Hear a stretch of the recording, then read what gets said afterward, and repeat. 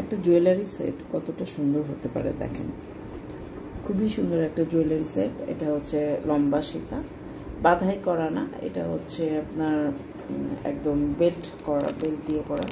Belt আমরা কোনটাকে বলছি, এই যে ব্যাপারটা দেখতে পাচ্ছেন এটা হচ্ছে বেল্ট। এটা যদি আপনার দিয়ে হতো, পার্ল দিয়ে হতো, ফলস পার্ল দিয়ে হতো, তাহলে হচ্ছে সেটা হচ্ছে বাঁধাই। আর যখন এটা আপনারা জেনে রাখলে ভালো, বিকজ আপনারা যারা গয়না পছন্দ করেন তারা অর্ডার দিতে চান, দেখবেন যে অনেক জায়গায় জিজ্ঞেস করবেন যে আপু এটা কি বাঁধাই করা না বেল্ট দিয়ে করা, তখন দেখবেন সুন্দর বুঝতে পারবে যে আপনি জানেন।